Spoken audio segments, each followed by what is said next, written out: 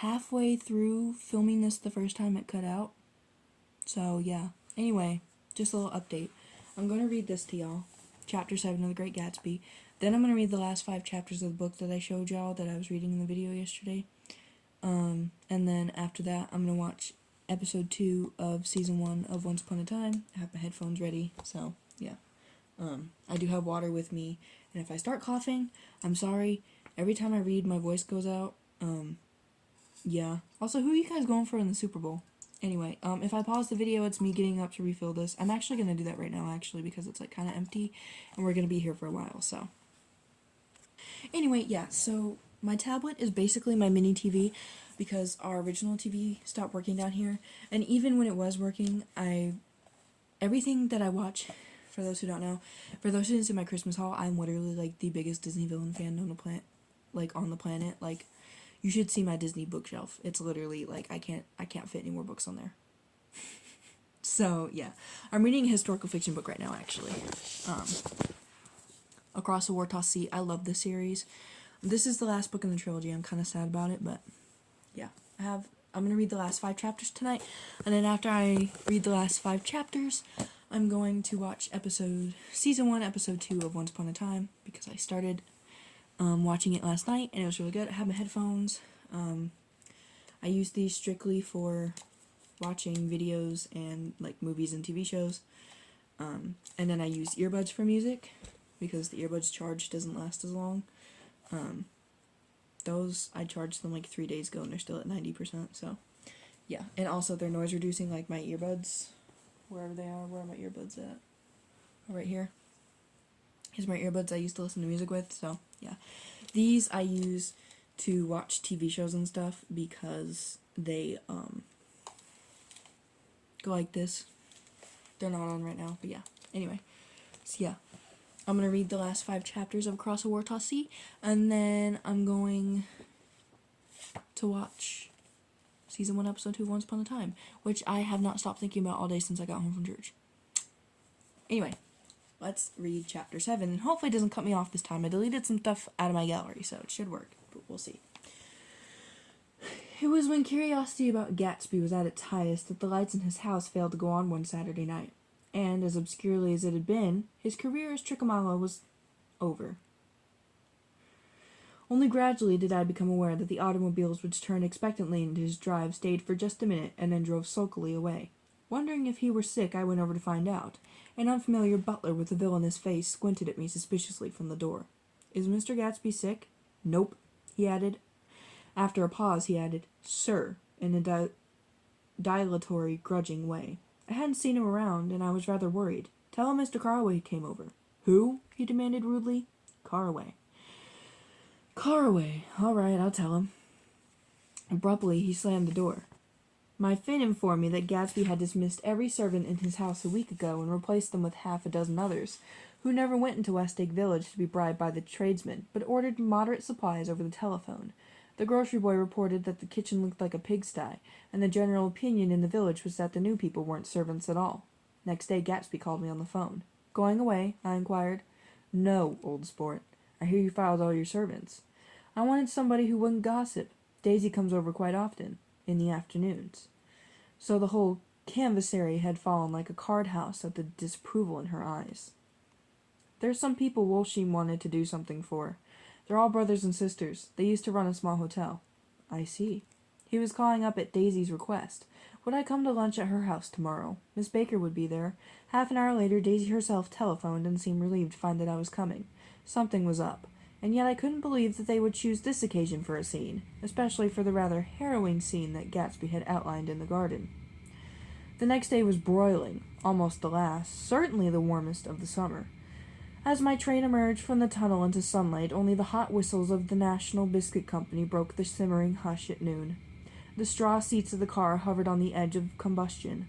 The woman next to me perspired delicately for a while under her white shirtwaist, and then, as her newspaper dampened under her fingers, lapsed despairingly into deep heat with a desolate cry. Her pocketbook slapped to the floor.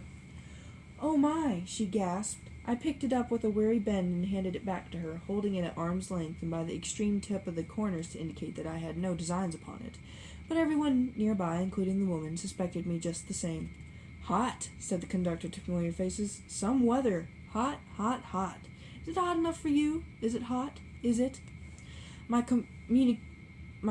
commutation ticket came back to me with a dark stain from his hand. That anyone should care in this heat whose flushed lips he kissed, whose head made damp the pajama pocket over his heart. Through the hall of the Buchanan's house blew a faint wind, carrying the sound of the telephone bell out to Gatsby and me as we waited at the door. The master's body, roared the butler into the mouthpiece. I'm sorry, madame, but we can't furnish it. It's far too hot to touch this noon. What he really said was, yes, yes, I'll see. He set down the receiver and came toward us, glistening slightly, to take our stiff straw hats. Madame expects you in a salon, he cried, needlessly indicating the direction. In this heat, every extra gesture was an affront to the common store of life.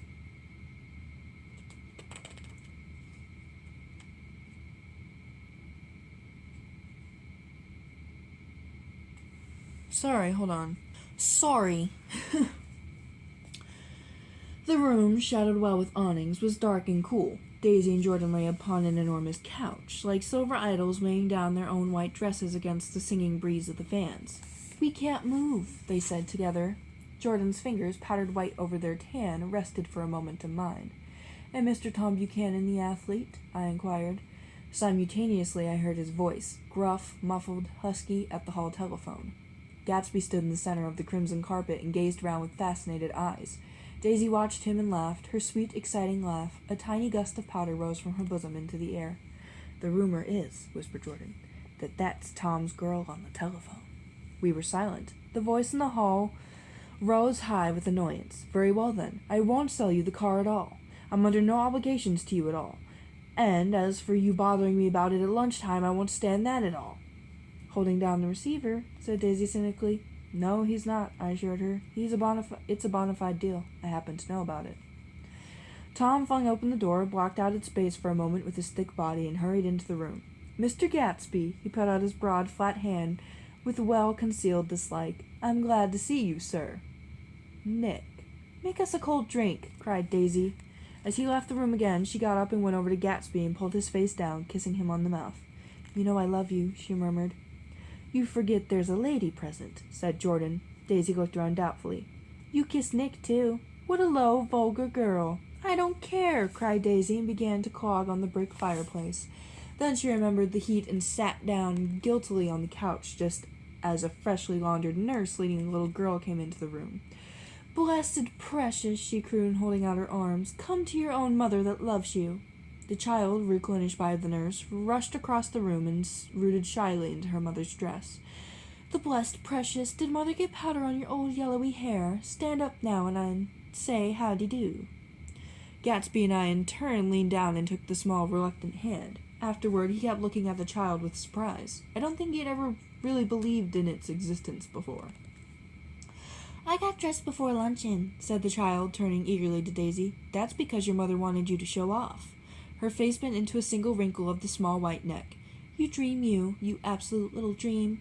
Yes, admitted the child calmly. Aunt Jordan's got on a white dress, too. How do you like your mother's friends? Or how do you like mother's friends? Daisy turned her around so that she faced Gatsby. Do you think they're pretty? Where's Daddy? She doesn't look like her father, explained Daisy. She looks like me. She's got my hair in shape of the face. Daisy sat back upon the couch. The nurse took a step forward and held out her hand. Come, Pammy. Goodbye, sweetheart. With a reluctant backward glance, the well-disciplined child held to her nurse's hand and was pulled out the door, just as Tom came back, preceding 4 gin rickeys that clicked full of ice. Gatsby took up his drink. They certainly look cool, he said with visible tension. We drank in long, greedy swallows. I read somewhere that the sun's getting hotter every year, said Tom genially. It seems that pretty soon the Earth's going to fall into the sun. Wait a minute. It's just the opposite. The sun's getting colder every year. Come outside, he suggested to Gatsby. I'd like you to have a look at the place. I went with them out to the veranda. On the green sound, stagnant in the heat, one small snail crawled slowly toward the fresher sea. Gatsby's eyes followed it momentarily. He raised his hand and pointed across the bay. I'm right across from you. So you are. Our eyes lifted over the rose beds and the hot lawn and the weedy refuse of the dog days along shore. Slowly the white wings of the boat moved against the blue cool limit of the sky. Ahead lay the scalloped ocean and the abounding West Isles. "There's sport for you," said Tom, nodding. "I'd like to be out there with him for about an hour." We had luncheon in the dining room, darkened to against the heat, and drank down nervous gaiety with the cold ale. "What'll we do with ourselves this afternoon?" cried Daisy. "And the day after that? And the next 30 years? "Don't be morbid," Jordan said. "Life starts all over again when it gets crisp in the fall."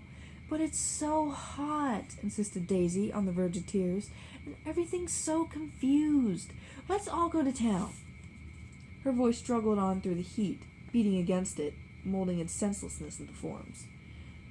"I've heard of making a garage out of a stable," Tom was saying to Gatsby, "but I'm the first man who ever made a stable out of a garage." "Who wants to go to town?" demanded Daisy insistently. Gatsby's eyes flooded toward her. "Ah," she cried, "you look so cool." Their eyes met, and they stared at each other, alone in space. With an effort, she glanced down at the table. "You always look so cool," she repeated. She had told him that she loved him, and Tom Buchanan saw. He was astounded. His mouth opened a little, and he looked at Gatsby, and then back at Daisy as if he had just recognized her as someone he knew a long time ago. "You resemble the advertisement of the man," she went on innocently. "You know the advertisement of the man?" "All right," broke in Tom quickly. "I'm perfectly willing to go to town. Come on, we're all going to town." Why did... He got up, his eyes still flashing between Gatsby and his wife.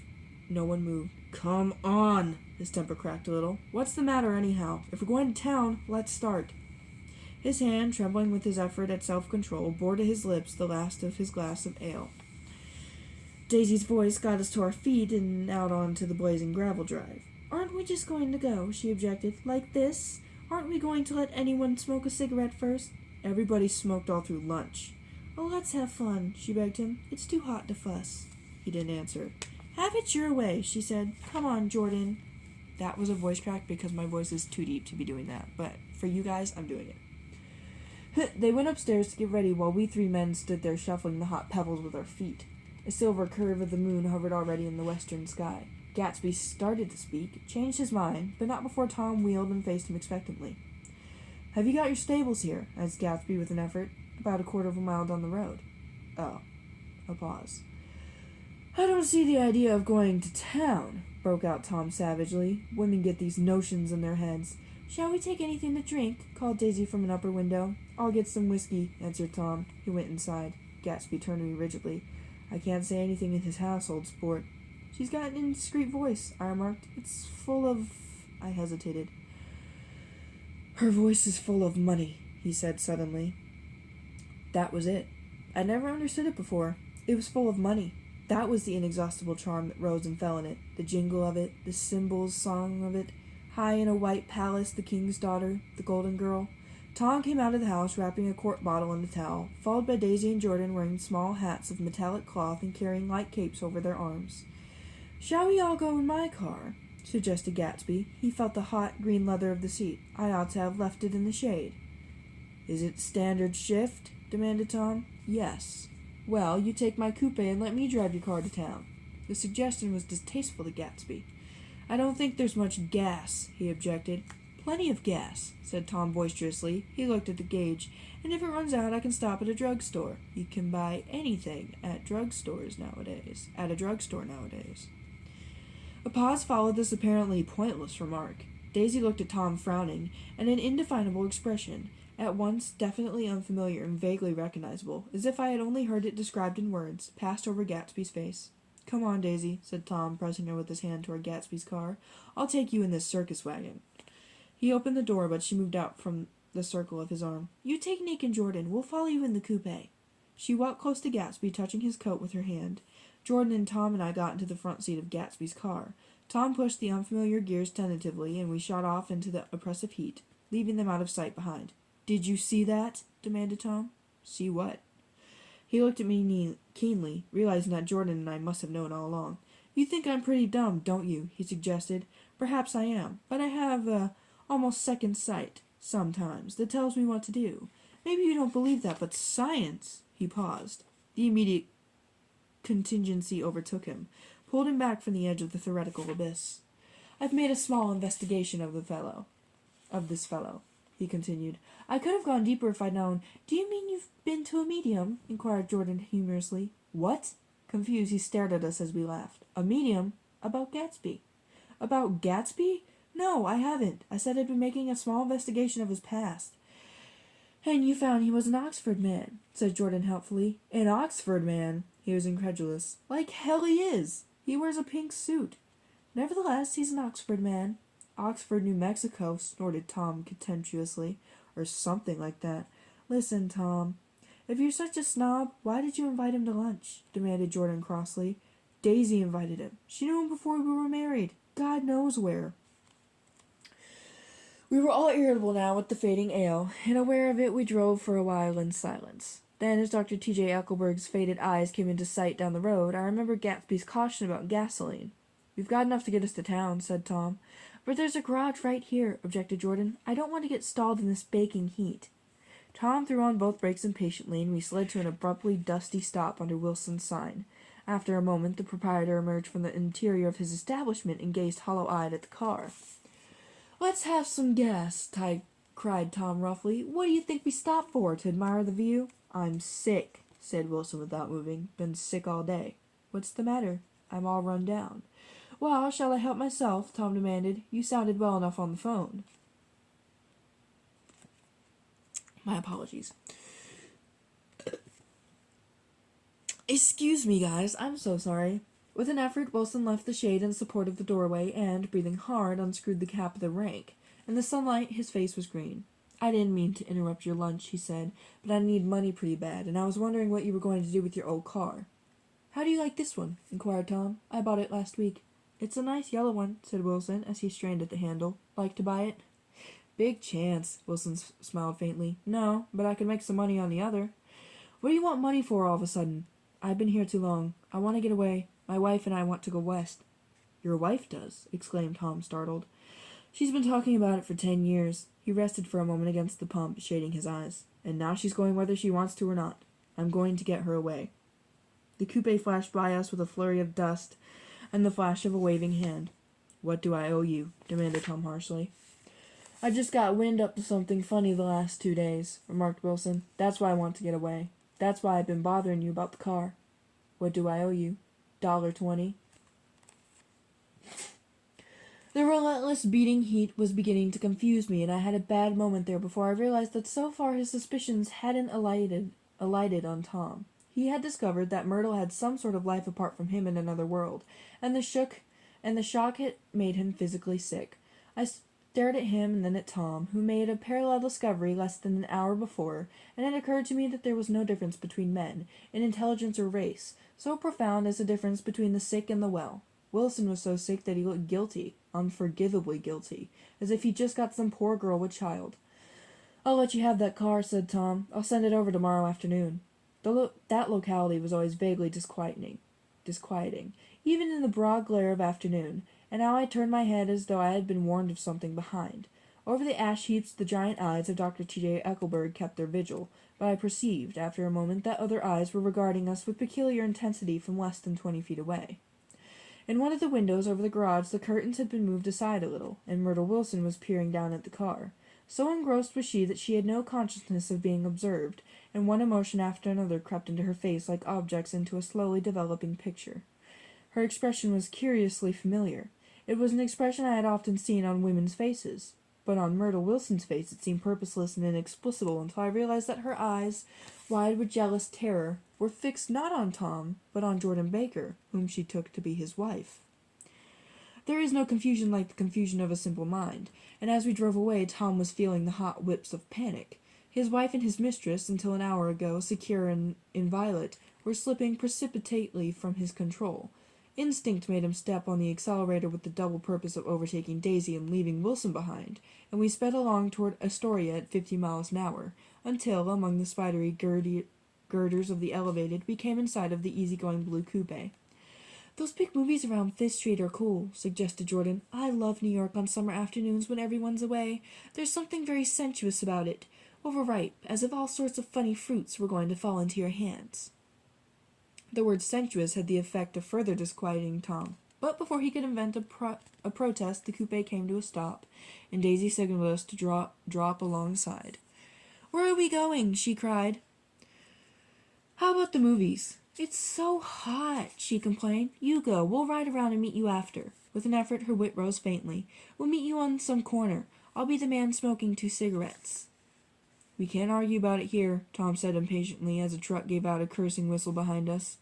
You follow me to the south side of Central Park, in front of the plaza.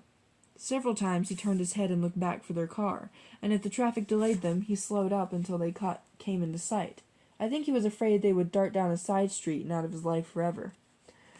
But they didn't, and we all took the less explicable step of engaging the parlor of a suite in the Plaza Hotel. The prolonged and tumultuous argument that ended by herding us into that room eludes me, though I have a sharp physical memory that, in the course of it, my underwear kept climbing like a damp snake around my legs and intermittent beads of sweat raced cool across my back.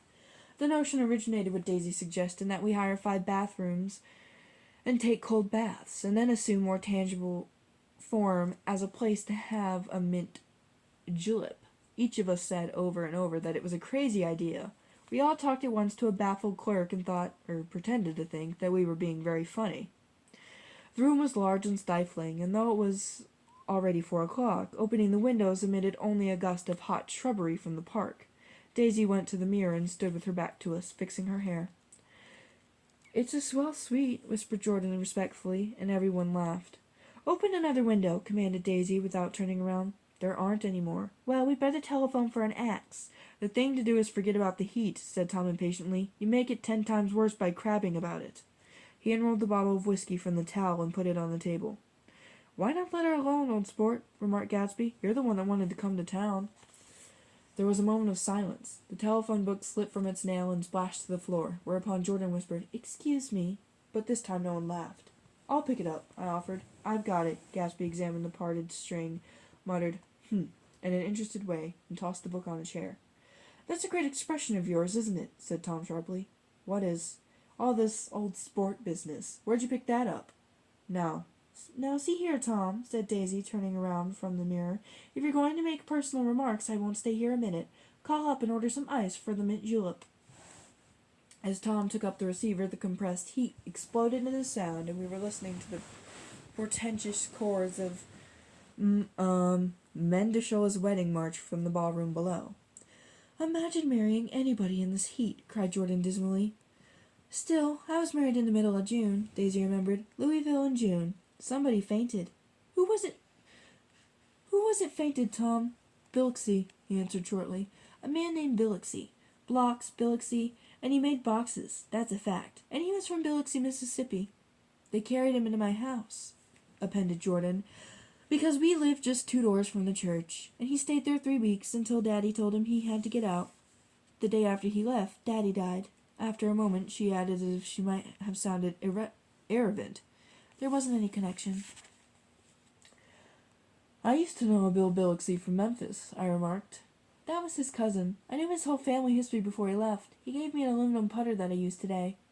The music died down as the ceremony began, and now a long cheer floated in at the window, filled by intermittent cries of, Yeah! And finally by a burst of jazz as the dancing began. We're getting old, said Daisy. If we were young, we'd rise and dance. Remember Biloxi? Jordan warned her. Where'd you know him, Tom? Biloxi. He concentrated with an effort. I didn't know him. He was a friend of Daisy's. He was not, she denied. I'd never seen him before. He came down in the private car. Well, he said he knew you. He said he was raised in Louisville. Asa Bird brought him around the last minute and asked if we had a room for him. Jordan smiled. He was probably bumming his way home. He told me he was president of your class at Yale. Tom and I looked at each other blankly. Biloxi. First place, we didn't have any president. Gatsby's foot beat a short, restless tattoo, and Tom eyed him suddenly. By the way, Mr. Gatsby, I understand you're an Oxford man. Not exactly. Oh, yes. I understood you went to Oxford. Yes, I went there. A pause, then Tom's voice incredulous and insulting. You must have gone there about the time Biloxi went to New Haven. Another pause. A waiter knocked and came in with crushed mint and ice, but the silence was unbroken by his thank you and the soft closing of the door. This tremendous detail was to be cleared up at last. I told you I went there, said Gatsby. I heard you, but I'd like to know when. It was in 1919. I only stayed 5 months. That's why I can't really call myself an Oxford man. Tom glanced around to see if we mirrored his unbelief. We were all looking at Gatsby. It was an opportunity they gave to some of the officers after the armistice, he continued. We could go to any of the universities in England or France. I wanted to get up and slap him on the back. I had one of those renewals of complete faith in him that I'd experienced before. Daisy rose, smiling faintly, went to the table. Open the whiskey, Tom, she ordered, and I'll make you a mint julep. Then you won't seem so stupid to yourself. Look at the mint. Wait a minute, snapped Tom. I want to ask Mr. Gatsby one more question. Go on, Gatsby said politely. What kind of row were you trying to cause in my house, anyhow? They were out in the open at last, and Gatsby was content. He isn't causing a row. Daisy looked desperately from one to the other. You're causing a row. Please have a little self-control. Self-control, repeated Tom incredulously. I suppose the latest thing is to sit back and let Mr. Nobody from Nowhere make love to your wife. Well, if that's the idea, you can count me out. Nowadays, people begin by sneering at family life and family intuitions, and next they'll throw everything overboard and have intermarriage between black and white. Flushed with his impassioned gibberish, he saw himself standing alone on the last barrier of civilization. We're all white here, murmured Jordan. I know I'm not very popular. I don't give big parties. I suppose you've got to make your house into a pigsty in order to have any friends in the modern world. Angry as I was, as we all were, I was tempted to laugh whenever he opened his mouth. The transition from libertine to prig was so complete. I've got something to tell you, old sport, began Gatsby, but Daisy guessed at his intention. Please don't, she interrupted helplessly. Please, let's all go home. Why don't we all go home? That's a good idea. I got up. Come on, Tom. Nobody wants a drink. I want to know what Mr. Gatsby has to tell me. Your wife doesn't love you, said Gatsby. She's never loved you. She loves me. You must be crazy, exclaimed Tom automatically. Gatsby sprang to his feet, vivid with excitement. She never loved you, do you hear? He cried. She only married you because I was poor and she was tired of waiting for me. It was a terrible mistake, but in her heart she never loved anyone except me. At this point, Jordan and I tried to go, but Tom and Gatsby insisted with competitive firmness that we remain, as though neither of them had anything to conceal, and it would be a privilege to partake vicariously of their emotions. Sit down, Daisy, Tom's voice groped unsuccessfully for the paternal note. What's been going on? I want to hear all about it. Excuse me.